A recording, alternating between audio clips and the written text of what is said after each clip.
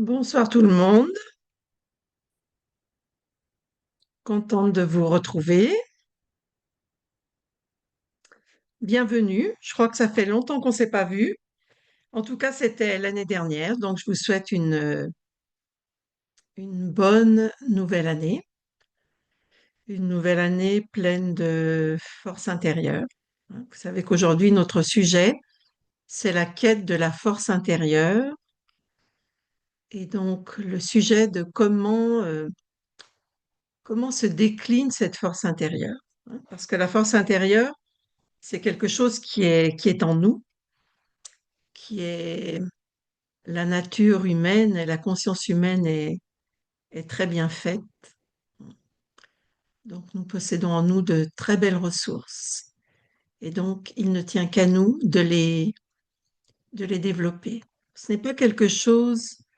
euh, bon, bien sûr, on a une nature, hein, la conscience, on a de la paix, on a de l'amour, on a une capacité à avoir des sentiments, à se projeter dans la vie. Mais donc, on est conscient qu'on a des ressources en nous, hein. Mais après, eh bien, plus on va développer cette force intérieure et plus nous serons préparés pour la vie. Donc, avant que je m'embarque dans beaucoup de paroles, on va peut-être faire une courte méditation pour nous ressourcer, pour nous recentrer, parce que nous arrivons à la fin de la journée. Et donc, il y a eu beaucoup d'activités, de rencontres, de mouvements, de déplacements, hein. Donc, beaucoup d'expansion aussi. Et c'est bien aussi de revenir à un niveau de concentration et de, c'est comme de replier cet arbre qui a été déployé, l'arbre de la conscience et de la vie et des activités et des relations. C'est comme un arbre, hein. Et c'est bien le soir de revenir à un niveau d'intériorisation. Donc, on peut s'asseoir confortablement et puis, comme se détacher de toutes les scènes que nous avons traversées aujourd'hui. On peut imaginer, c'est comme un film, le film de ma journée, hein, qui s'est déroulé. S'il y a des moments, des choses importantes à revoir, je peux y revenir plus tard. Mais pour l'instant, je me détache de toutes ces scènes que j'ai traversées aujourd'hui. Et je m'offre une pause,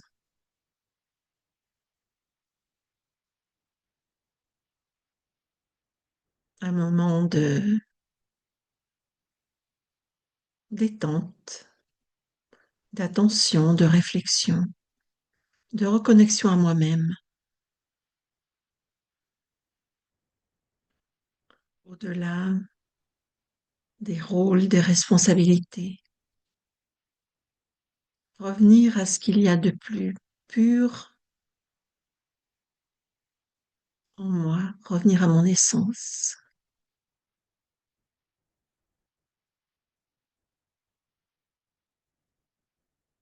Donc, je prends conscience de ma respiration, des battements de mon cœur.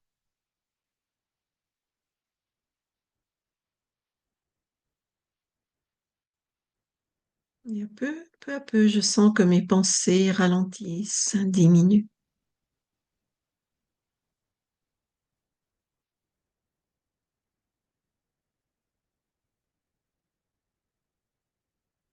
Et je prends conscience de ce mouvement et du rythme de ma respiration.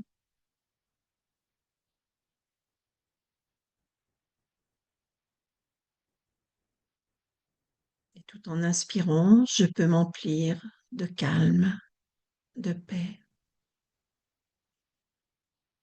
Je peux inviter cette paix à faire partie de moi.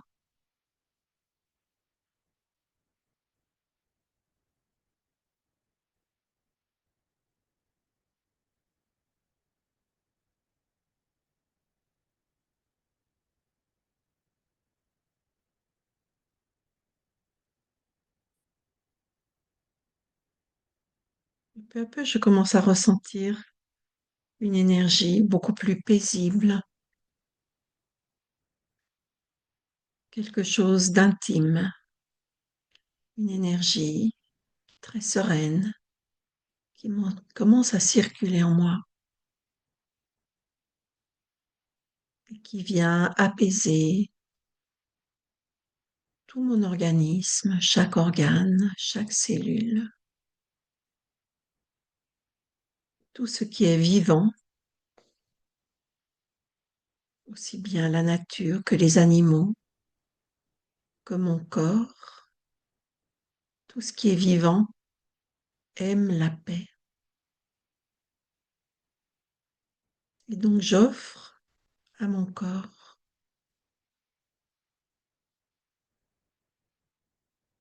j'invite mon corps et mon esprit à cette fréquence de paix.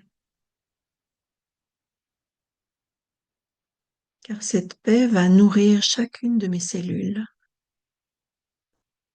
va rééquilibrer tous mes systèmes.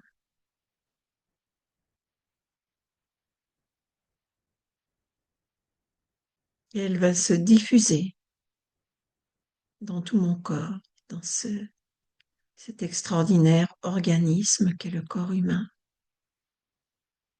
Et plus je vais nourrir cette paix qui est déjà en moi, que j'oublie quelquefois. Mais en fait, cette paix constitue ma véritable nature, mon essence.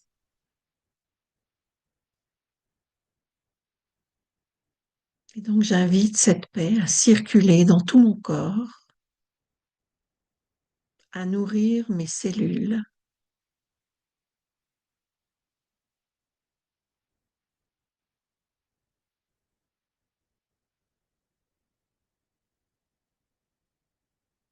Également à se manifester dans mes pensées, dans mes sentiments.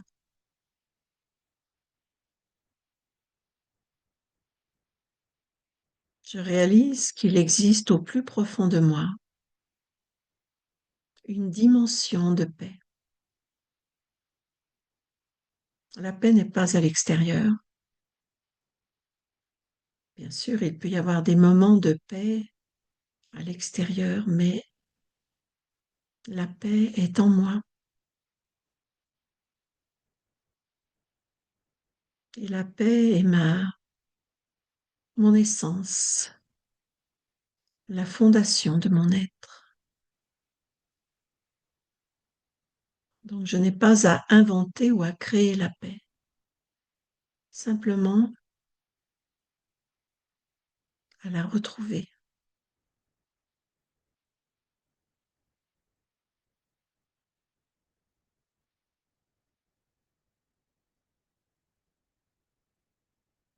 Et je peux visiter cette dimension de paix qui est en moi. Je peux la cultiver.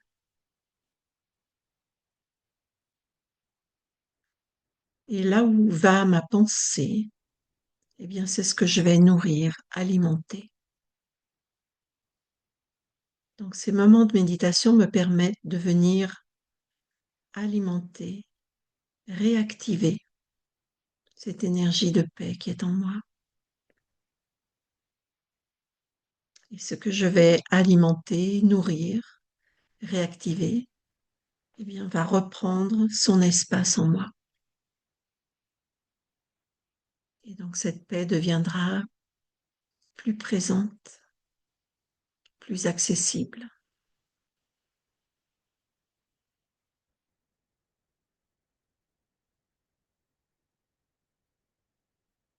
Et la paix, c'est comme une base, comme une fondation qui me permet de construire justement de la force intérieure, de la bienveillance, de la clarté, du discernement. La paix, c'est comme les fondations d'une maison. Une maison solide, c'est quand elle a des bonnes bases, des bonnes fondations. Et donc, on peut construire des tours, des grands salons, Donc en fait, plus je vais créer cette base de paix intérieure, plus je vais pouvoir construire ma vie.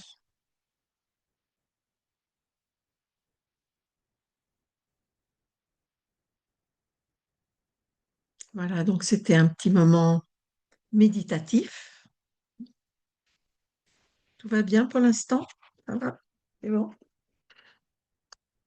Et donc en fait, vous savez que dans ce... On a fait une série hein, sur ce sujet qu'on appelle la quête intérieure, la quête de la force intérieure et les 8 pouvoirs. En fait, qu'est-ce que la force intérieure? Et donc, nous avons bien cette intuition qu'il existe en nous une grande force, que nous avons en nous des ressources. Et que nous sommes aussi conscients que cette force intérieure est absolument nécessaire pour avancer. Parce que la vie, c'est comme un voyage, c'est une aventure. Et donc, dans ce voyage, eh bien, moi-même, je suis le voyageur. Et ce voyageur, il est embarqué. Et le voyageur va traverser des tas de scènes, des tas de circonstances, de situations, des moments extraordinaires, des moments, des obstacles à franchir, à dépasser. Peut-être que le voyageur va aussi rencontrer par moments des doutes, des peurs. Et donc, finalement, c'est comment je franchis les obstacles, comment je dépasse mes peurs. C'est comment le voyageur réalise son voyage, de quelle façon. Et c'est finalement, c'est tout ça, c'est ma façon de traverser les obstacles, de prendre des décisions qui va façonner mon chemin, façonner ma trajectoire. Parce que le voyage, on en crée une étape tous les jours. Et tous les jours peut être un moment, peut être une étape belle où il y a eu de la sagesse, de la beauté, de la force, des valeurs. C'est-à-dire quelque chose qui a été nourrissant. Et finalement, l'accumulation hein, de chaque étape, c'est ce qui va créer cette trajectoire. Et que quand je m'arrête pour contempler cette trajectoire, pour contempler ma vie, eh bien, j'ai du plaisir parce que j'en ai fait quelque chose d'intéressant, de riche. Et chaque étape est une opportunité pour apprendre quelque chose, pour apprendre quelque chose sur moi, sur la vie, pour développer une compréhension, une profondeur de la sagesse. Donc en fait, tout ce que nous traversons, même les obstacles, on peut transformer l'obstacle en une occasion de grandir. Parce que bien sûr, on aimerait gommer les obstacles, hein. C'est pas tellement plaisant d'avoir des obstacles à franchir. Mais selon le regard que l'on porte, selon l'attitude que l'on a, eh bien, on peut transformer cet obstacle en une occasion de développer encore plus de force, encore plus de sagesse et une occasion de mieux me connaître et finalement d'avoir développé des ressources. Vous avez sûrement remarqué qu'on ne développe pas nos ressources, notre sagesse, notre expérience en restant dans du coton, même si quelquefois le coton, ça paraît plus confortable.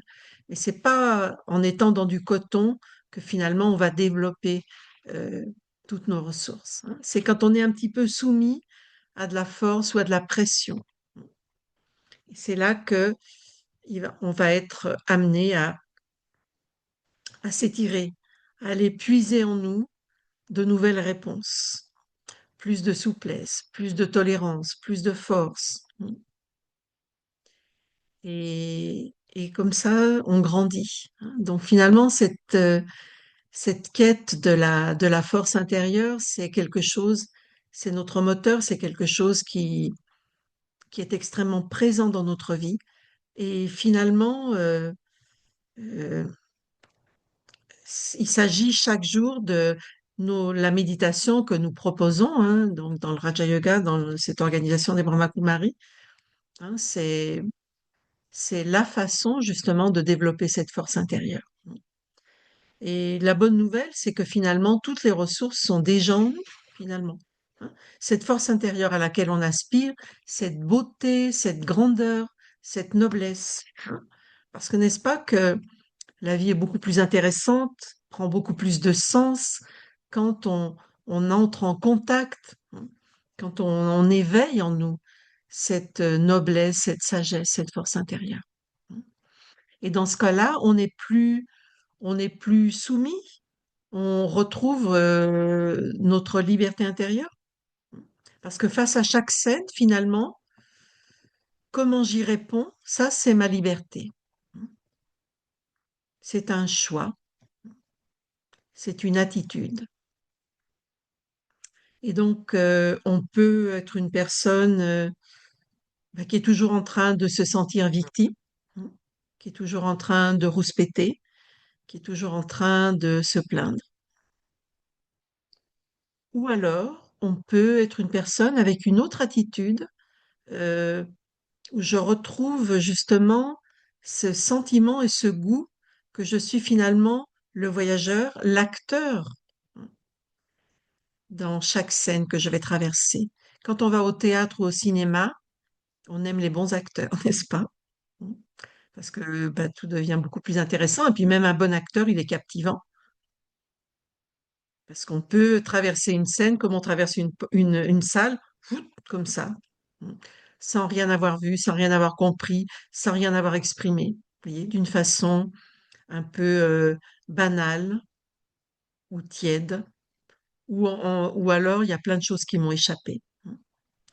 Alors qu'un bon acteur, à travers chaque regard, chaque expression, hein, et comment il bouge, comment il se déplace, etc., comment il réfléchit, hein, bah, tout est intéressant et on est captivé, hein. C'est comme un héros dans un film. Waouh, il a une façon de traverser les situations difficiles. C'est très inspirant. Donc, eh bien, on peut imaginer que notre vie, c'est un voyage ou c'est un film ou c'est une histoire ou c'est une pièce de théâtre dans lequel, eh bien, je suis l'acteur principal. Et donc, comment faire en sorte que ma vie, elle soit vraiment, bah, elle devienne très intéressante, très riche, hein. Parce que plus on va développer cette richesse qui est en nous, parce que la richesse, elle est déjà en nous. La force intérieure est déjà en nous. La sagesse est déjà en nous. Mais peut-être que ces ressources extraordinaires, elles sont un petit peu endormies, ou alors je suis tellement pris par ce qui se passe à l'extérieur que finalement ça éclipse cette sagesse, cette beauté ou cette force. Vous voyez, quand on est trop absorbé par l'extérieur, on est sous influence, on est impressionné, peiné, attristé, ennuyé, en colère, frustré, etc. Donc là, on donne toute l'attention aux scènes extérieures, qui sont importantes, et bien sûr, qui font partie du voyage et de ce que j'ai à gérer et à traverser. Mais qui gère et qui traverse? C'est moi, le voyageur. Donc, si on est toujours en train de regarder à l'extérieur, on oublie de regarder à l'intérieur.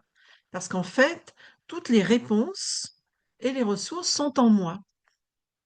Parce que sinon, on va être que l'objet, on va être que sous l'influence.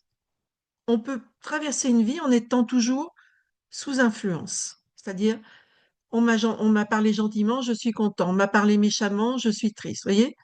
Si on n'est que le produit de ce que l'extérieur a produit sur moi, a généré sur moi, on n'est pas vraiment libre, hein. On est constamment impressionné, influencé, affecté, hein. Donc on n'est pas libre.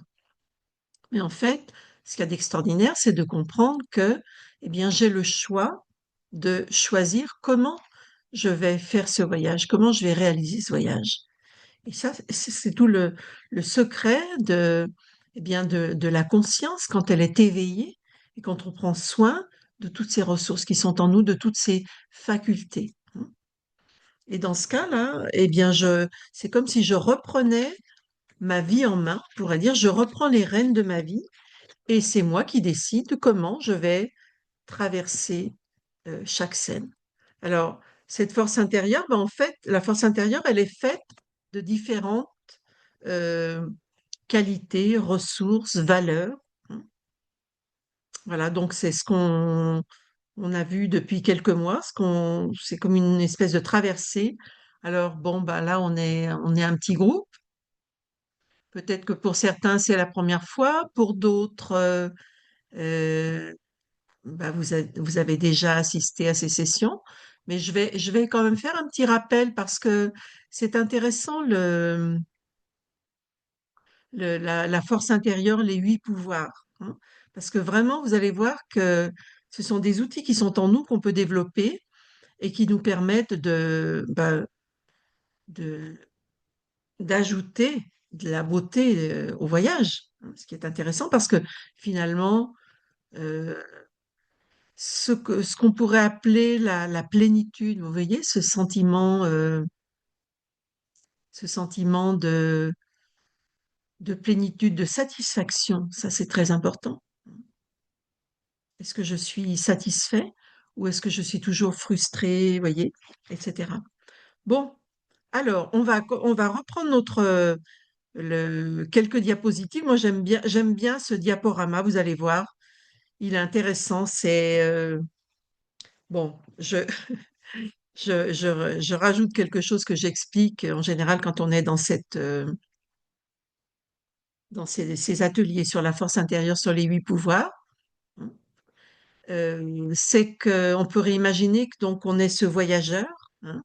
Et donc, vous allez voir, quelques diapositives qui représentent justement ces pouvoirs, ces facultés, ces ressources qui sont en nous. Et quand on dit pouvoir, c'est pas simplement une petite qualité, hein, une petite décoration. Un pouvoir, ça veut dire que ça a une force incroyable. Et un pouvoir, ça ouvre une porte. Un pouvoir, c'est comme une clé qui me permet de débloquer des situations. Voyez? C'est comme un sésame, hein, qui tout d'un coup fait qu'une situation s'ouvre. D'accord? Donc, un pouvoir, c'est un mot qui est fort, qui a une force. Alors, c'est pas un pouvoir sur les autres, c'est un pouvoir intérieur. Et quand, à travers la pratique de la méditation et de la conscience de qui je suis, l'être conscient qui possède toutes ces facultés, eh bien, j'éveille ce pouvoir intérieur, cette force intérieure qui se décline en 8 pouvoirs. Donc, je vais partager maintenant quelques diapositives et vous allez découvrir. Bon, pour certains, vous les connaissez, mais enfin, comme vous les voyez, peut-être vous les avez peut-être vus 2 ou 3 fois en un an, c'est pas non plus trop répétitif ou trop ennuyeux de les voir. Et puis elles sont intéressantes. Donc voilà. Donc vous voyez qu'on a la quête des pouvoirs intérieurs. Alors donc on a 8 guerriers, hein, c'est des guerriers spirituels, et ce sont 8 facettes de cette force intérieure, d'accord? Donc vous voyez que finalement la conscience humaine, elle est extrêmement euh, constituée, merveilleusement constituée, parce que toute cette force intérieure est déjà en nous. Et comme je disais tout à l'heure, si on n'est que pris par l'extérieur, bien, cette force intérieure, elle est un peu désactivée, elle disparaît jamais, mais elle peut être endormie, hein. Et donc, l'important, c'est de la réveiller, de l'éveiller, parce que cette force intérieure, ces 8 pouvoirs, sont à notre service. Ils sont au service de l'être conscient que je suis, ils sont au service du voyageur. Donc, le premier pouvoir, alors, euh, ça devrait, alors, excusez-moi, ça devrait s'ouvrir, mais ça s'ouvre pas. Donc, je vais passer au deuxième. Alors, Le premier pouvoir, enfin, la première image, c'est l'intériorisation. Alors, l'intériorisation, vous voyez, donc moi je suis le voyageur qui est dans cette image un noble chevalier avec sa monture, avec son cheval. Et donc le premier pouvoir, c'est cette capacité d'intériorisation, de connexion avec mon monde intérieur. Et donc ce qu'on appelle l'intériorisation. La méditation fait partie de cette attitude d'intériorisation. C'est-à-dire, au lieu d'être pris par l'extérieur, je fais ce voyage à l'intérieur et je peux faire l'expérience, visiter toutes les ressources qui sont en moi, toute la clarté. Je vais développer de la clarté. Vous voyez, notre voyageur, notre chevalier, eh bien, il développe de la clarté parce que il se prépare pour un voyage. Et donc, c'est important qu'il ait de la clarté et de la visibilité. Ensuite, quand on développe cette clarté, cette visibilité, eh bien, on développe le discernement. C'est-à-dire que le discernement va me permettre de savoir me diriger, où aller, hein, parce que le voyage de la vie, quelle décision je vais prendre, quel jugement je vais me faire sur une situation, hein, quel choix je vais faire. Pour ça, il faut de la clarté et ensuite, il faut du discernement. Du discernement qui m'amène à la décision. Vous voyez? Et donc, quand j'ai pris une décision, eh bien, voilà, je pars en voyage, c'est-à-dire que ma vie s'oriente dans une certaine direction, n'est-ce pas?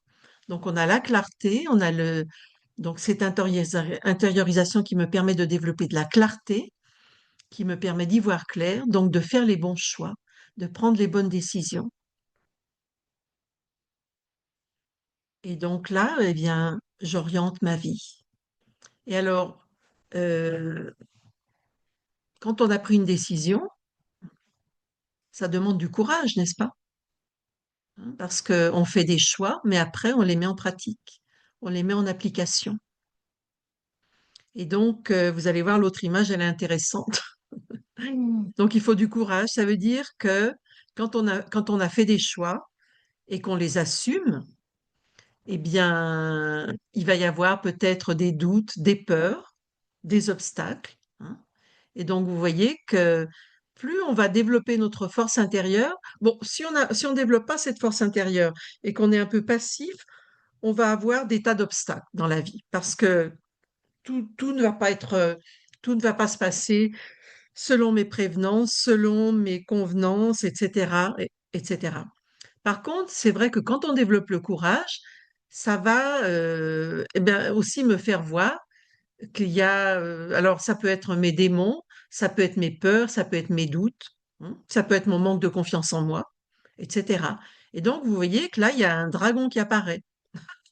Donc, quand le courage apparaît, eh bien, il y a l'opposé de cette force, de ce courage, hein, qui va venir me tester pour voir si vraiment ben, j'ai du courage, hein. Ça veut dire que je vais devoir faire face à mes peurs, à mes doutes, à mon manque de confiance en moi.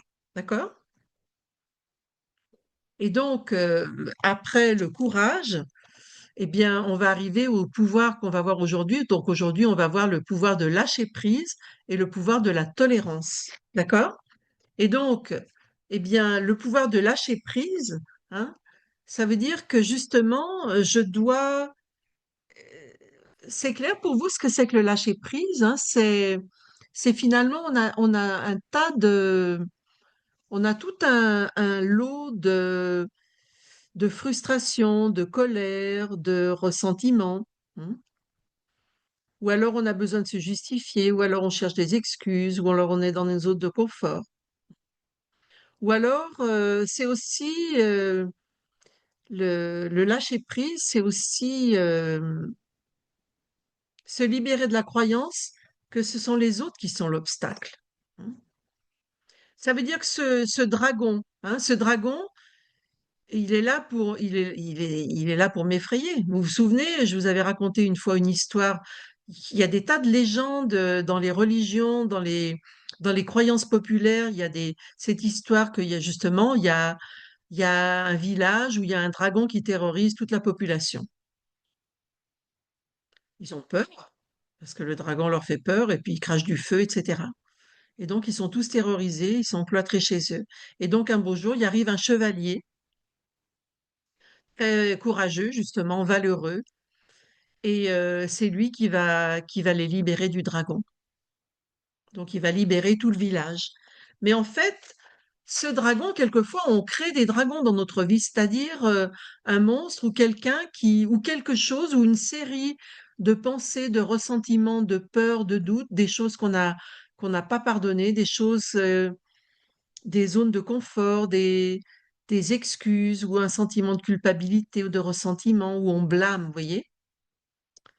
Et donc, tout ça, ça crée une espèce ça obstaculise finalement mon cheminement. Et donc, lâcher prise, hein, c'est renoncer à tout ça. C'est pas facile, hein.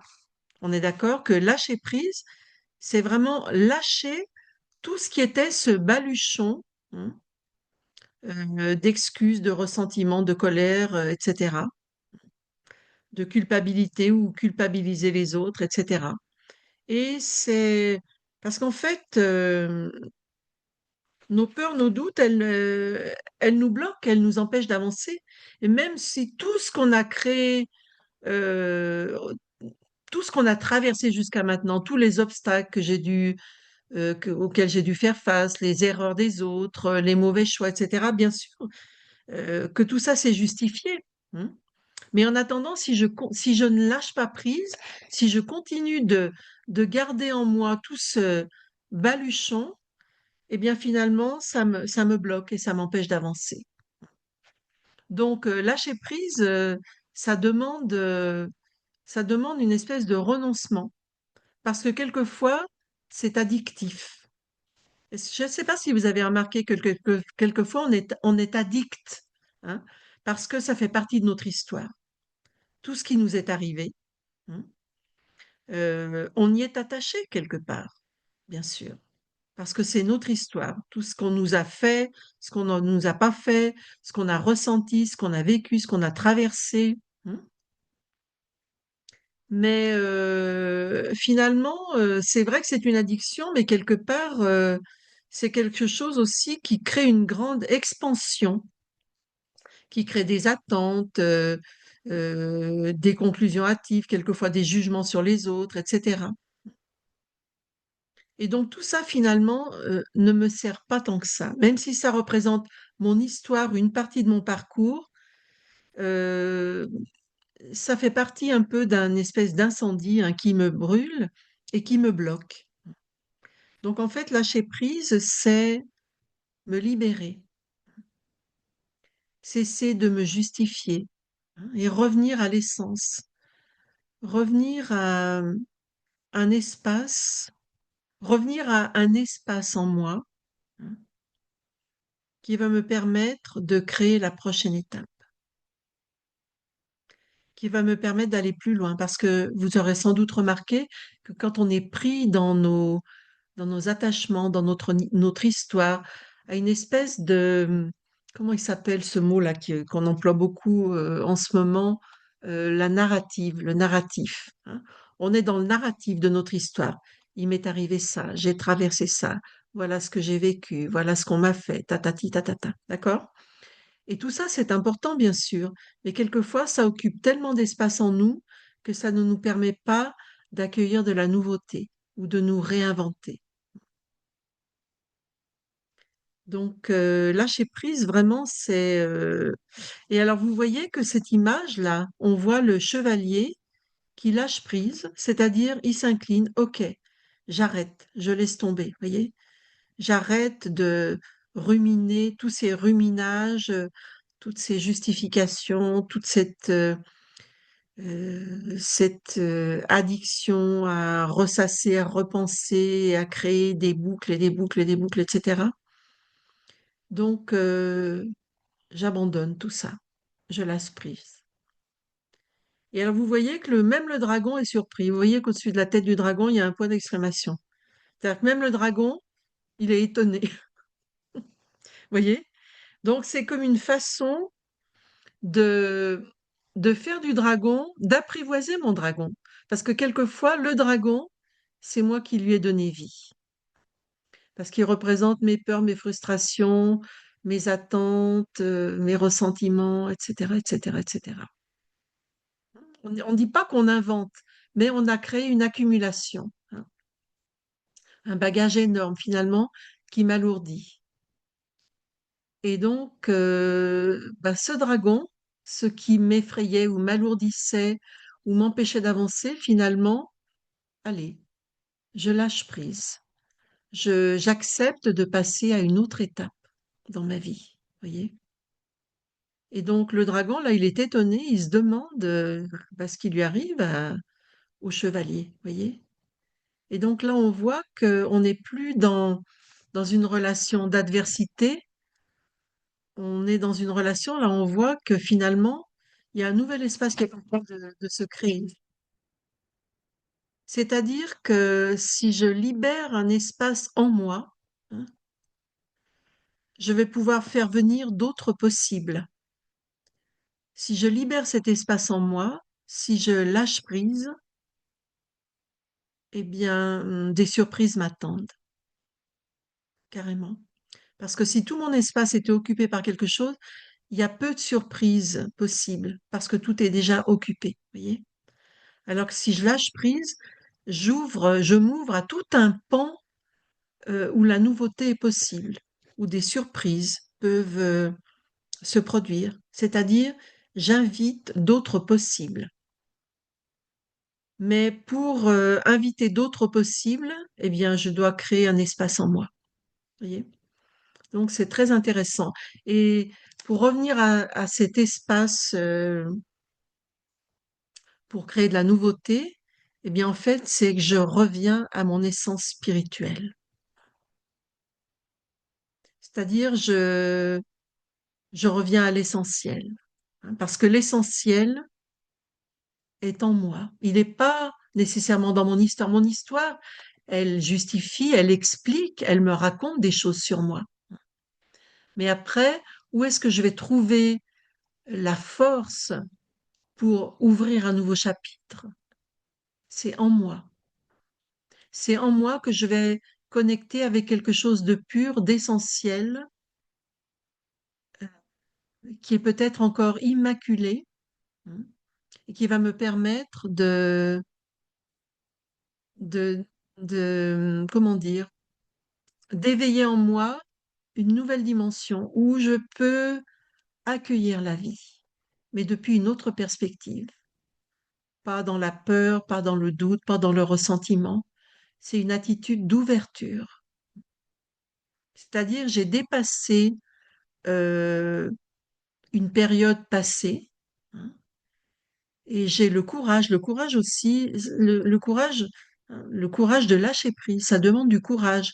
Ça demande du courage d'honorer euh, mes choix. Ça demande du courage d'honorer mes décisions, mais ça demande aussi du courage de lâcher prise, de lâcher un pan de mon histoire, pas qu'il n'est pas important, mais qui ne me sert pas pour avancer, vous voyez?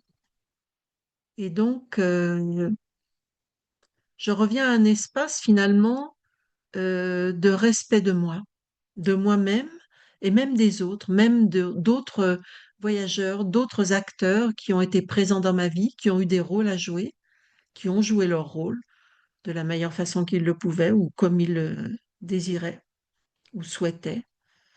Mais en tout cas, mon histoire, elle m'appartient. Donc c'est à moi. euh, Il y a un travail qui m'incombe à moi-même. C'est-à-dire se lâcher prise, c'est créer cet espace, c'est revenir à un espace de respect de moi, de noblesse intérieure. Et là, eh bien, et vous voyez que, bon, ce dessin, moi, je le trouve très intéressant parce que cette attitude de lâcher prise me permet d'entrer en contact avec d'autres possibilités. Et donc, même le dragon, il est surpris, il se dit, mais qu'est-ce qui lui arrive? Et donc, le pouvoir d'après, c'est la tolérance. Vous voyez? Et la tolérance, eh bien, tout d'un coup, le dragon, il ne me brûle plus, il n'est plus un obstacle, il devient très doux.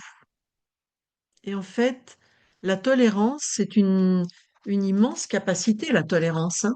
La tolérance, ça vient d'une énergie positive, d'ouverture, de générosité, de contentement, hein. Donc, j'ai lâché prise, j'ai lâché tout un baluchon de frustration et de mécontentement et d'attente. Et là, je suis dans une énergie beaucoup plus créative, beaucoup plus positive, d'ouverture. Et donc, cette tolérance, elle accueille la différence. Au lieu de la redouter ou au lieu d'être dérangée par la différence, vous voyez? Et donc, accueillir la différence, même la respecter. Parce que plus je vais me respecter, plus je vais respecter les autres dans ce qu'ils sont, hein.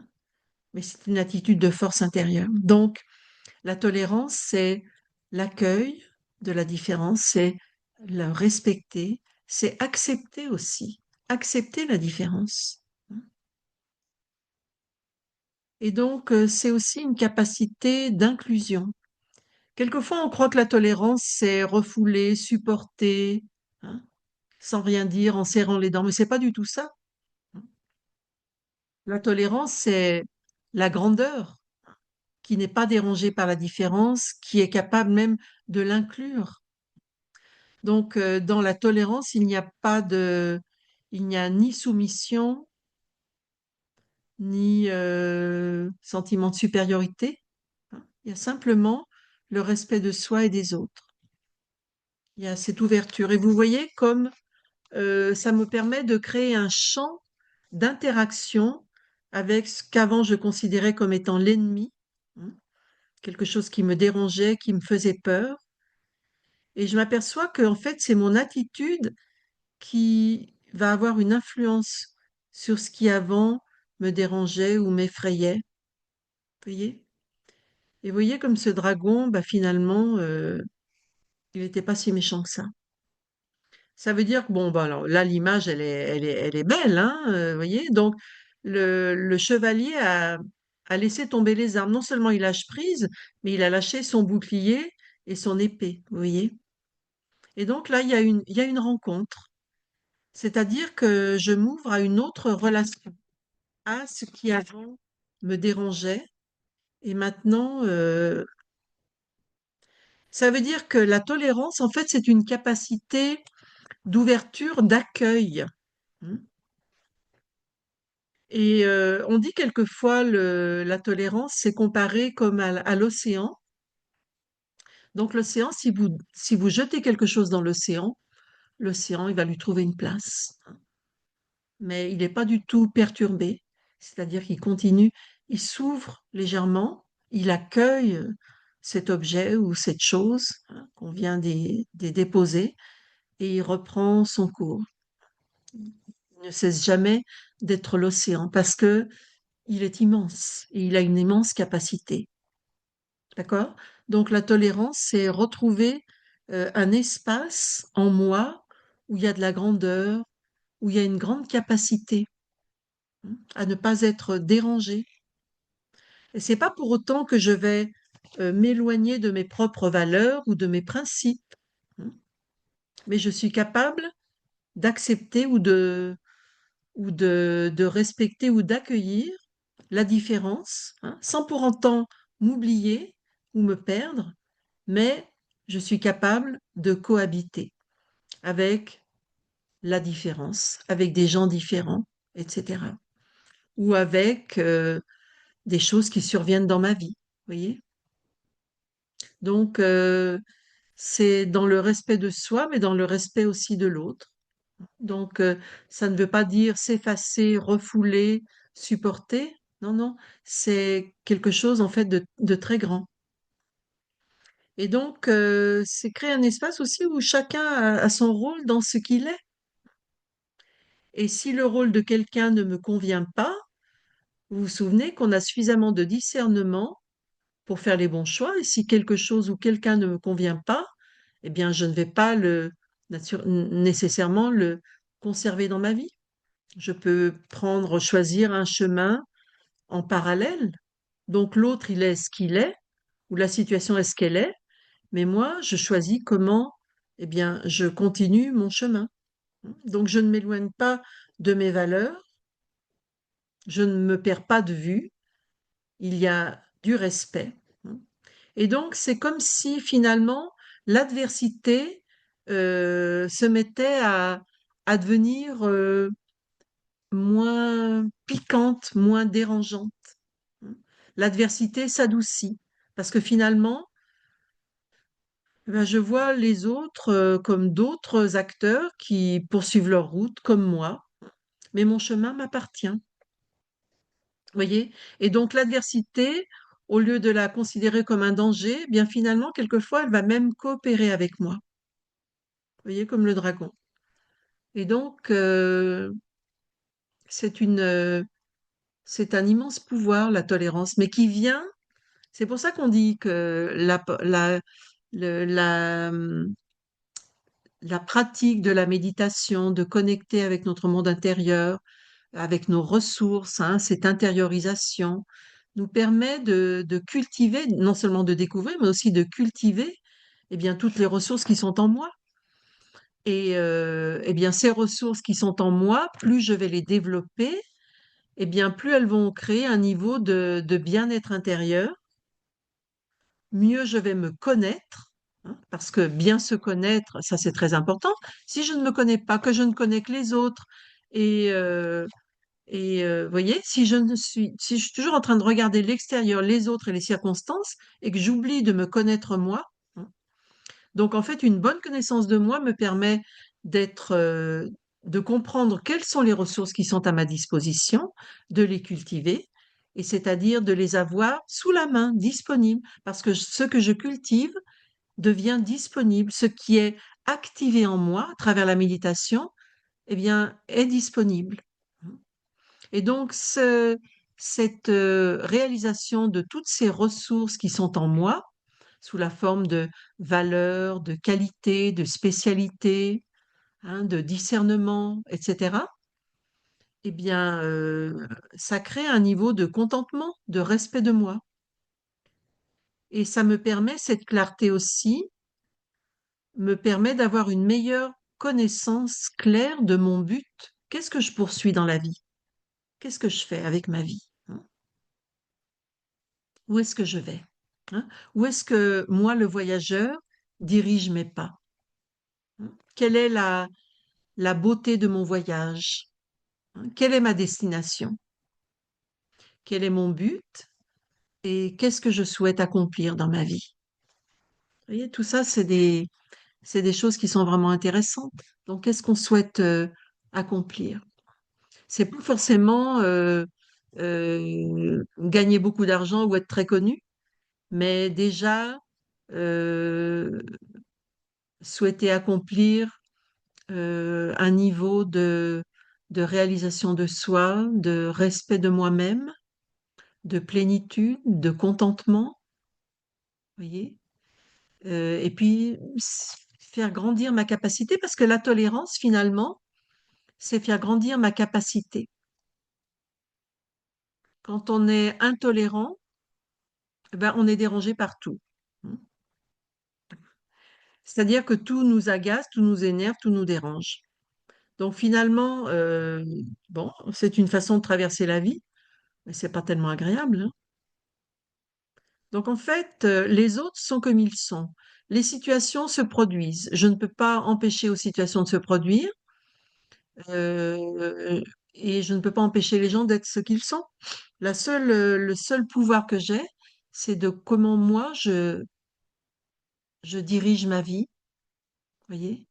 Je prends les rênes de ma vie comme un être qui se connaît, qui se respecte, qui connaît ses ressources et qui développe ce trésor. Parce que finalement, les ressources qui sont en nous, ah oui, je vois qu'il y a une petite question là. Les ressources qui sont en nous, plus on va les activer, plus il va y avoir de bien-être et de contentement. Et donc, ce qui fait qu'on devient extrêmement bien préparé. Et donc, rien, Ça ne veut pas dire que tout devient hyper facile, mais rien n'est insurmontable. Hein. Parce que toutes les situations, elles sont faites.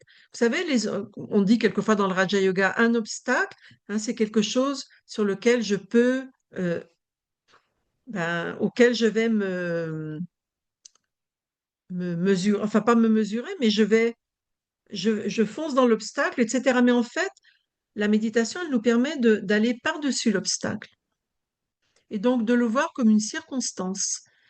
Mais en fait, je ne peux pas demander à une montagne de se déplacer. La montagne, elle est là, elle est. Et donc, il y a eu aussi une qualité qui est importante dans la spiritualité, c'est la flexibilité. D'ailleurs, c'est ce qu'on va voir, je crois, la semaine prochaine. Enfin, la semaine prochaine, le prochain atelier. Donc, cette capacité de s'adapter, hein. Cette capacité de flexibilité, d'adaptation, eh bien, indique que j'ai beaucoup de souplesse en moi, hein, mais la souplesse de mes ressources, de mes facultés, de mes valeurs que je cultive, qui sont vivantes, hein. Et donc, la sagesse d'une rivière, par exemple, quand elle arrive devant une montagne, eh bien, elle ne demande pas à la montagne de se déplacer parce que la montagne ne peut pas se déplacer. Par contre, la rivière, elle peut faire un coude, vous voyez?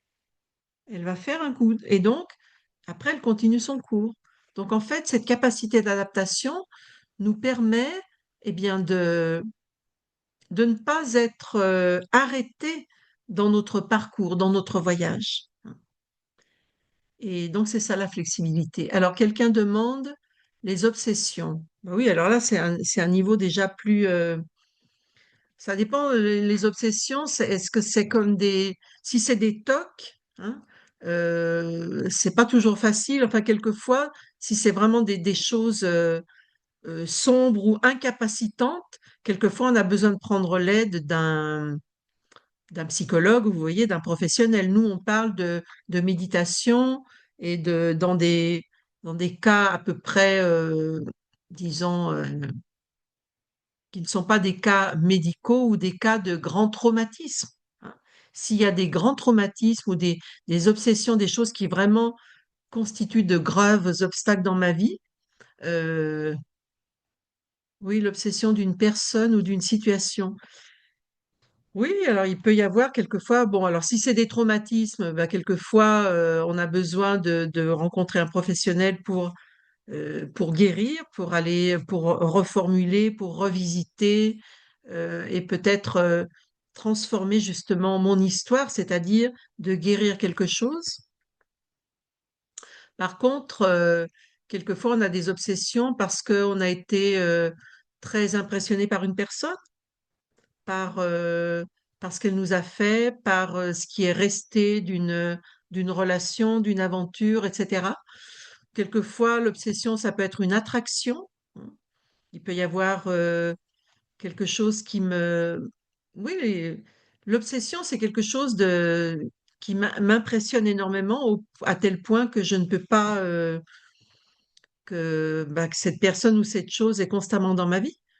Euh, bon, c'est difficile d'en parler comme ça un petit peu en général, mais en fait, quand on est obsédé, c'est qu'on s'oublie soi-même déjà. Pourquoi est-ce qu'on est si impressionné par quelque chose? Qu'est-ce que cette chose ou cette personne, euh, quel effet crée cette personne ou cette chose en moi? Qu'est-ce que ça éveille en moi? De l'admiration, de la répulsion? Parce que les deux façons d'être impressionné, c'est soit dans l'admiration, soit dans la répulsion, quelque part, hein. Bon, moi, je sais par expérience personnelle que la méditation, bon, vous savez qu'on peut prendre aussi les cours en ligne. Vous savez que si vous êtes tous là aujourd'hui, c'est que vous avez accès à notre site web et il y a, on peut prendre les cours de méditation dans nos centres. Et si vous êtes loin d'un centre, vous pouvez suivre les cours en ligne. Il y a un lien pour suivre les cours en ligne. Vous pouvez vous renseigner. Donc, plus on se connaît soi-même, plus on pratique la méditation, plus on comprend aussi, ça a à voir aussi avec l'identité, hein. On parle de l'identité spirituelle. Qui suis-je au-delà de ce costume physique, au-delà de mon apparence, du rôle que je joue dans la société, de certains masques que je porte parfois, hein, eh bien, quelquefois, euh, ça a résonné. Bon, bah, tant mieux, merci Caroline. C'est vrai que c'est important vraiment d'aller plus profondément en soi parce qu'on n'est pas que cette identité, ce corps, ce rôle, parce qu'on peut changer, notre corps vieillit, on peut changer, nos relations peuvent changer, nos enfants vont partir de la maison, vont quitter la maison, on peut changer de travail, on peut changer de maison. Donc finalement, tout ce qui est à l'extérieur est amené à changer, ou change, ou bouge, hein. Par contre, il y a un espace en nous, une dimension, et je suis toujours moi. Je suis toujours le voyageur. Et donc, c'est comme quand on est dans un train, le voyageur, il est dans un train, mais et pendant son voyage, il y a des scènes latérales. On regarde de chaque côté, il y a la mer, il y a des villes, il y a des, vous voyez, on traverse des villages, etc. Il y a des scènes latérales, mais on ne descend pas du train à chaque scène, vous voyez. Donc, c'est important de conserver le but de mon objectif. Quel est mon but dans ma vie? Comment est-ce que moi, le voyageur, je pense réaliser ce voyage?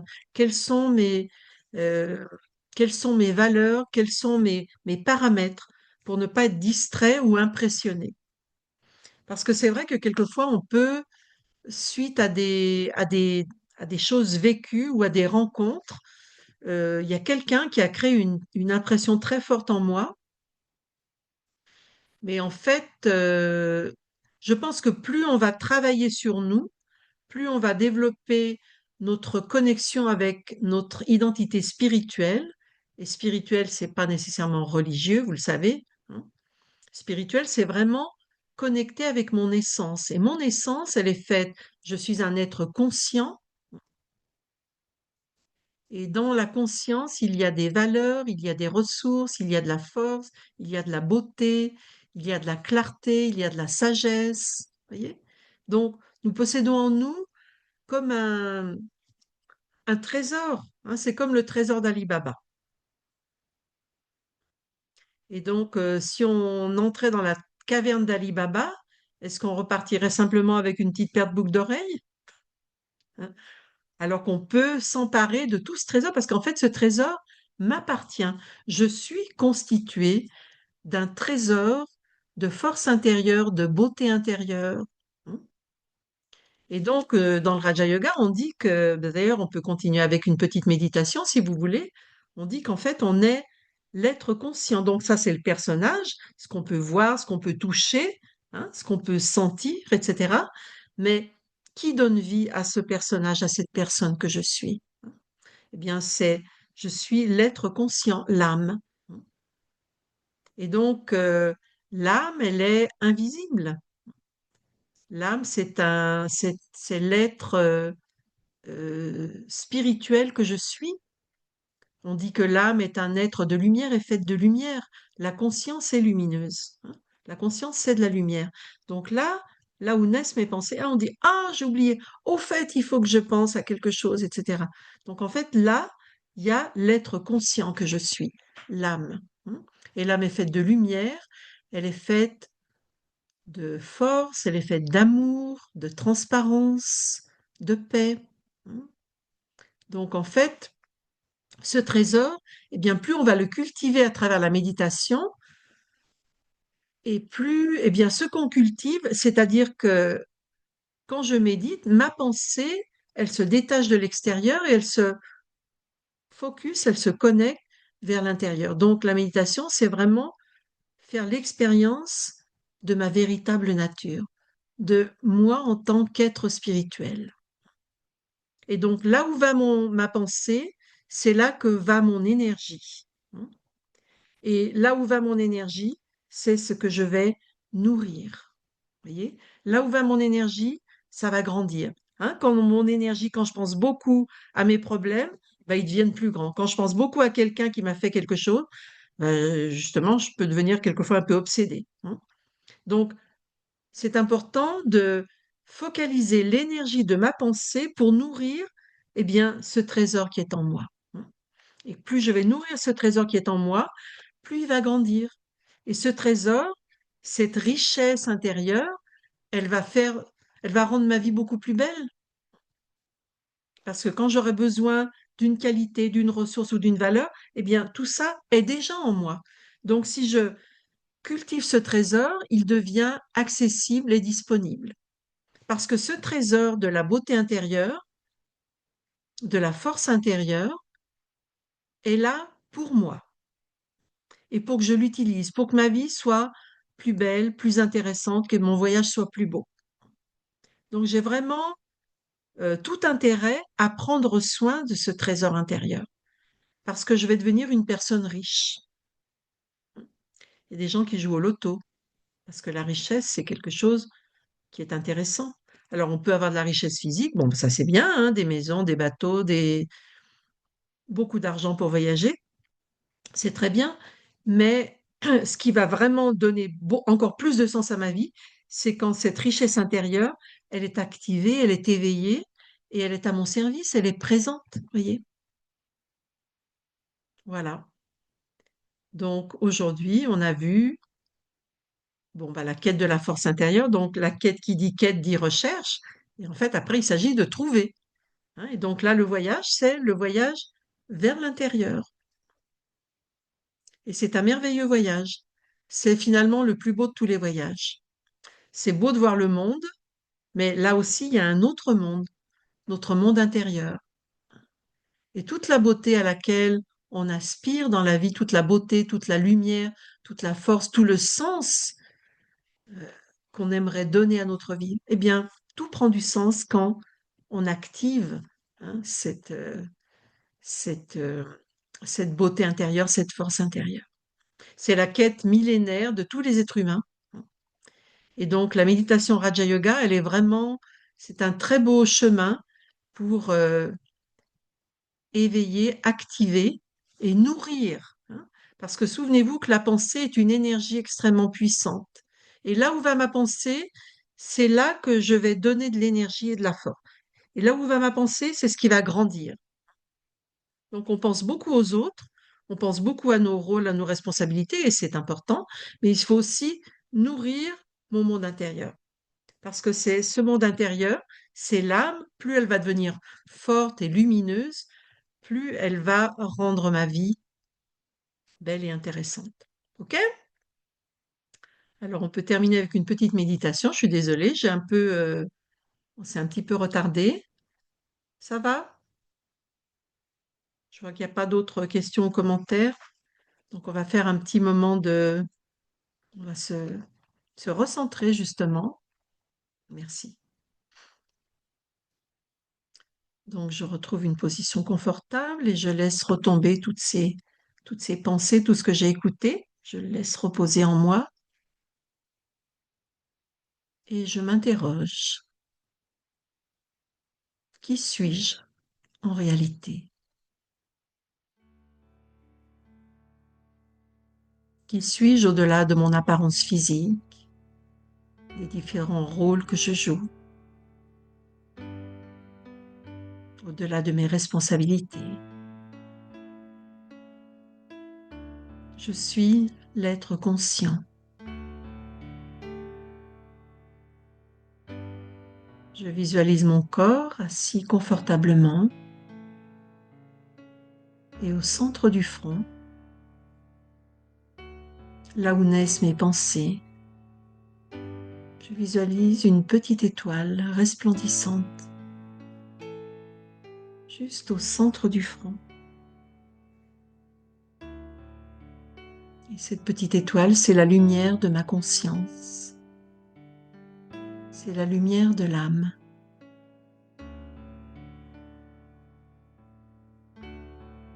Et moi, l'âme, je suis l'énergie vitale dans ce corps.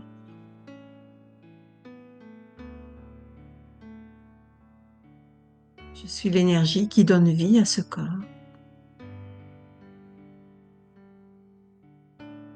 et qui pense et qui ressent.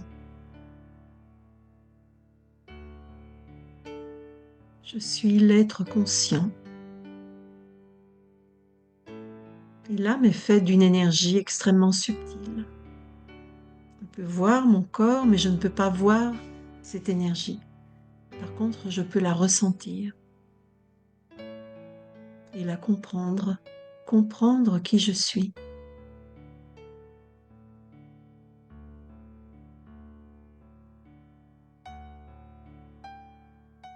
Et moi, l'âme, l'être de lumière, possède des qualités innées.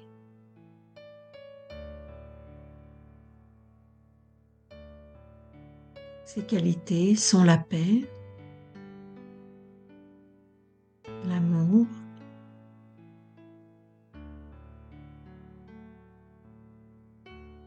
la joie, la pureté ou la transparence ou l'authenticité et une grande force intérieure. Je réalise que ma véritable nature, mon essence,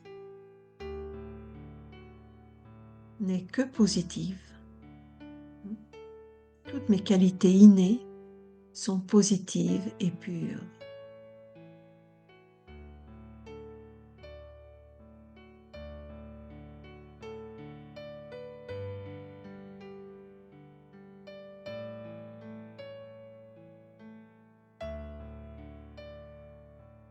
Donc je fais l'expérience de ce trésor qui est en moi et qui ne demande qu'à s'épanouir et à grandir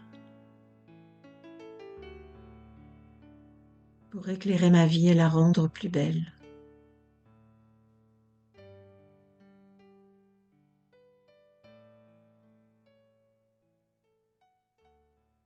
Merci beaucoup.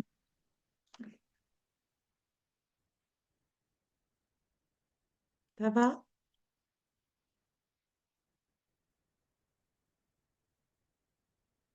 Merci beaucoup. Merci à vous. Prenez bien soin de vous. Merci.